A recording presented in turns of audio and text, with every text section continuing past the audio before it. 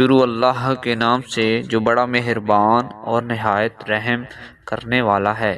سیدنا عبداللہ بن عمرو بن عاص رضی اللہ تعالی عنہ سے روایت ہے، وہ کہتے ہیں کہ رسول اللہ صلی اللہ علیہ وآلہ وسلم نے مجھ سے فرمایا، تمہارا اس وقت کیا حال ہوگا جب تم گھٹیا لوگوں میں باقی رہ جاؤ گے؟ میں نے کہا، اللہ کے رسول، ایسے حالات کب پیدا ہوں گے؟ آپ نے فرمایا، جب مسلمانوں کے وعدوں اور امانتوں میں کھوٹ پیدا ہو جائے گی اور وہ اس طرح ہو جائیں گے۔ یونس راوی نے اس کی وضاحت کرتے ہوئے انگلیوں میں تشبیہ دی۔ میں نے کہا، اے اللہ کے رسول، میں اس وقت کیا کروں؟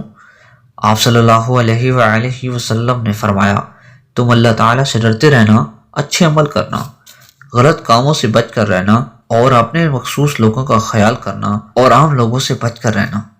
سیدنا ابو ہریرہ رضی اللہ تعالی عنہ سے روایت ہے، وہ کہتے ہیں، میں نے رسول اللہ صلی اللہ علیہ وآلہ وسلم کو یہ فرماتے ہوئے سنا، تمہارے اوپر ایک ایسا دور آئے گا کہ اس میں آدمی کو دو میں سے ایک بات کا اختیار دیا جائے گا، یا تو وہ لوگوں کے طعن و تشنیع اور ظلم و تعدی برداشت کرے یا پھر گناہ میں شریک ہو جائے۔